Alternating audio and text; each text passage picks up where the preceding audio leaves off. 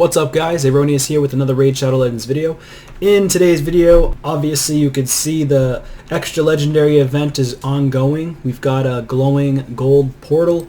It's not 2 times, but if you do pull a legendary, you will get an extra legendary. And also they have the guaranteed champion. If you pull 7 void shards, you get a cold heart. Cold heart is literally a legendary rare. She's one of the best champions in the entire game. Probably one of the top 3 rare champions in the game. I'd say she might even be number 1, honestly. Just because of this ability that decreases the target's max HP, decreases the target's turn meter, and 30% extra chance of inflicting a critical, and the damage is based off the enemy max HP. So in endgame content, she's really, really good. Early game, she's not that great, but end game, she's insane. Her value skyrockets over time.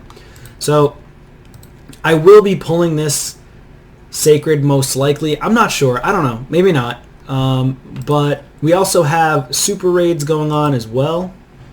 So you can go all the way down here to Dragon 25 if you'd like and do some super raids. So that's kind of cool. I wish they just opened up super raids for all of the dungeons and all the crypts and all of the keeps, just to make your time faster in the game, because right now time is a problem in this game and too much of people's time is being absorbed because there's too much content going on.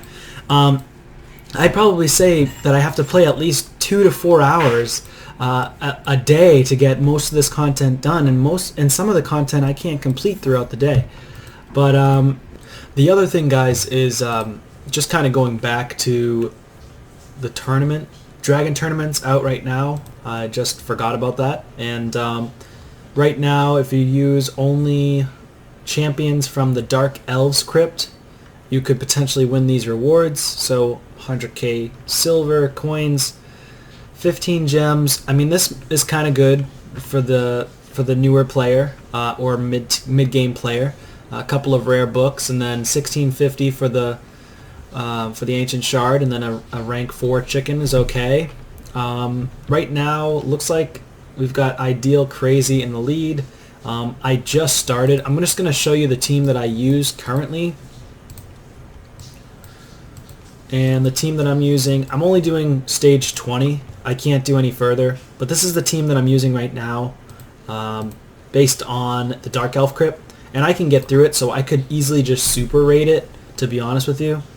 I did it only one time. I don't think that this is going to be a team that will lose it all. It is pretty slow, unfortunately, but I think it's about a 90 to 100% win rate. It's probably 100, honestly. And the reason why is because Visix, the Unbowed, she's a really good champion. She does place the ally protection and provokes the waves so that my champions here will not get killed. And even if my damage dealers did get killed, I do have Kaden to help pick them back up, place that increased defense on them. And then, of course, Madame Saris, she's a really good champion as well, Void champion. She places the decreased attack and decreased defense, which is definitely really good on the boss, the dragon there. But I'm going to speed this up. I'll get to the end and show you what it's like in the end. Alright, so I made it to the dragon pretty easily. It took about 2 minutes and 30 seconds to get to the dragon, and then it's just a matter of time before I do take down the dragon. Not too hard. I mean, my Visix is kind of A1 here, A+ here. Also my Kaden, because they're going to pick up my champions and help support my champions from dying. If I had my Kale, or Kale, whatever you want to call him, faster, then this boss would be taken down a lot quicker, as well as my my Cold Heart too, her Heart Seeker ability.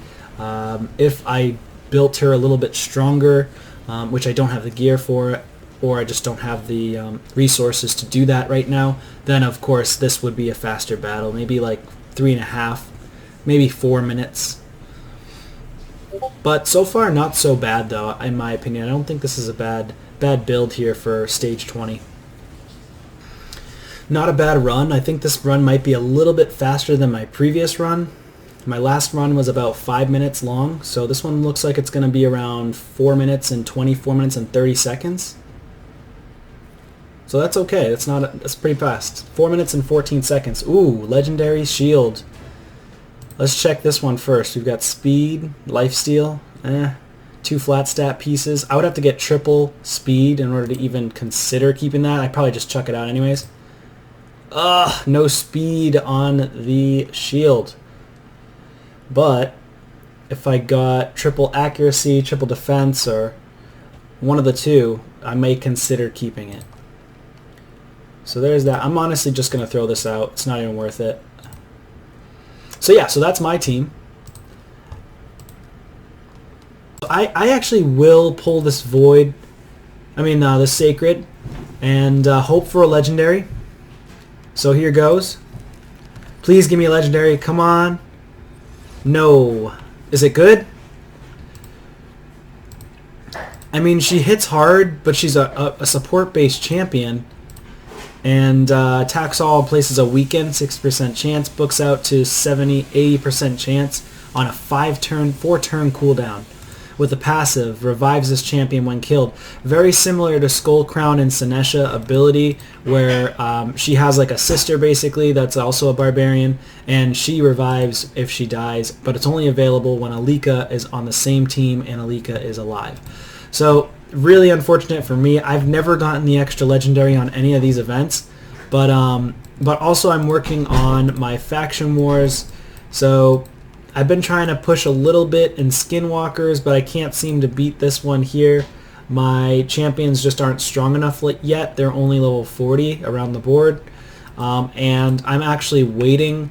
I'm just not 100% sure if I want to go for the next fusion, and then the next fusion we have Sigmund the High Shield, and he's a legendary Bannerlord champion.